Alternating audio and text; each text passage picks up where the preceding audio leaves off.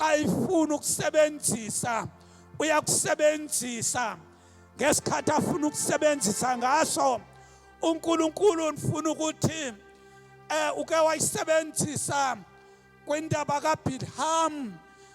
Wathi uBilham ehamba eqabela imbongolo, lithi izwi lenkosi, wathi ehamba indlela kwema isithunywa sezulu iangel phambi kwakhe iyomvala ukuthi angaqhubeleki nendlela. Alibonga igama lenkosi, lithi izwi lenkosi khona kunjalo Sem washaya imbongolo, uthi xa seyishaya imbongolo yakhuluma imbongolo yathi uqhela ukwenza kanje na. Alibonga igama lenkosi. So kuzo zonke izinto ndifuna ukutsho ndithi into ebalulekileyo ukuthi uNkulunkulu silimamele ilizwi lakhe. uNkulunkulu uyamdala, uthe xa idala umuntu wamphefumulela, unomoya kaNkulunkulu. Uyakholwa akakholwa, unomoya kaNkulunkulu. Ikangako nokuba ikangako into ebalulekileyo ukuthi siqaphele, ngoba uNkulunkulu uyamkhulumisa noba umuntu engakholwa. Kodwa into efuneka siyiqaphele, funeka siqaphele ivoice kaNkulunkulu nevoice yomuntu. Into ebalulekile kuyo yonke into mele siqaphela. Ndithi uBilham imbongolo yakhuluma, ikhulunyiswa nguNkulunkulu. Nomuntu ongakholwa uyakwazi ukukhuluma ekhulunyiswa nguNkulunkulu, emkhulumisa ngempilo yakho. Alibonga igama lenkosi. Ithi ifuna into yoba wena ungumzalwane ukwazi ukwahlula iphimbo likaNkulunkulu nephimbo lomuntu. Alibonga igama lenkosi. So kuhle kuzo zonke izinto ukuthi ngalo lonke ixesha silalele, sifunde ukulalela izwi likaNkulunkulu, ngoba izwi likaNkulunkulu lona lodwa liphilile. Izwi likaNkulunkulu lona linamandla. Alibonga igama lenkosi. Saqhubekeka iyakhuluma le ndaba, ithi kuyakhiwa indawo yokuphephela nakwindawo yaseJordani zamisa indawo ethafeni, imiswa nakwa-Ephraim indawo yokuphephela. So uNkulunkulu kuzo zonke indawo wathi makufakwe makubekwe indawo lapha abantu bazophephela khona. Thina ke ayikho enye indawo esiphephela kuyo, siphephela kuJesu. Ukhona uJesu esiphephela kuyo.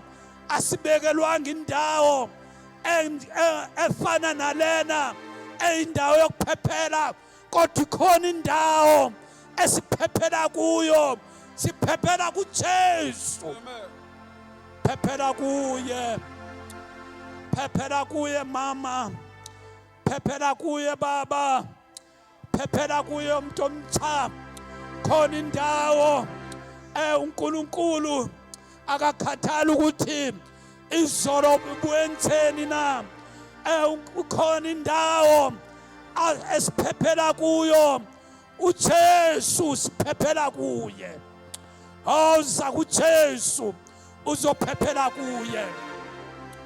Kahle kahle into eyenzekayo, uSathana ulwa nabantwana bakaNkulunkulu ukuthi abagudluze. Alibonga igama lenkosi. Into endiyifunayo ukuyitsho, ngoba uSathana njengoba efuna ukugudluza abantwana bakaNkulunkulu ukuthi basuke bazohamba naye, ndifuna ukutsho ndithi balekela kuJesu. balekela kuJesu. Sifuna abantu namhlanje abazothi noba isimo singavumi empilweni yakhe, sezimehlweni izinto, ndifuna ukutsho ndithi mntaka baba, ukhona uJesu. Balekela kuJesu. Sawufikile endlini kaNkulunkulu, thatha uJesu, thatha uJesu. Ukhona uJesu. uJesu angayisiza impilo yakhe, impilo yakho angayisiza, nami wayisiza yami impilo. Khona indawo yokuphephela. Oza endaweni yokuphephela. Oza mfowethu, ngiyakucenga ekuseni, ngikucengela impilo yakho. uSathana seyidlalile ngenyama yakho, izwe seluqedile. Ndifuna ukutsho ndithi khona uJesu angayisiza impilo yakho, nami wayisiza impilo yami, wayisiza impilo yami. Khona indawo yokuphephela, khona indawo yokuphephela, khona indawo yokuphephela. Oza kuJesu.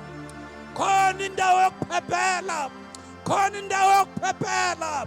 Oza kuJesu. Jesu uzokusiza, uzokusiza mfowethu, uzokusiza msali wami. Nami wayisiza impilo yami, nami ndandixakene nempilo yami. Kwakungekho nto ndingcono ngayo, kodwa ndathi ndakuziphosela, ndayiphosela kuJesu. uJesu ungumzali, yena ukaguquki, yena ungu-alpha, yena ungu-omega, yena usisiqalo, yena usisiphelo, yena ungundinguye endinguye, yena unguThixo ligorha. Hawu, yena uyikakaramba, nguye inyanga lemihla. Oh my God. Khona indawo, khona indawo, khona kuseni indawo, khona, khona mntaka baba, khona indawo, khona indawo, khona indawo, khona indawo. Oza kuJesu. Nizomemezela ekuseni xakene nempilo yakho, kodwa ndifuna ukutsho noba busowentheni, sawusithi kuphelile ngempilo yakho, ndifuna ukutsho ekuseni nithi uJesu angayisiza impilo yakho, angayisiza impilo.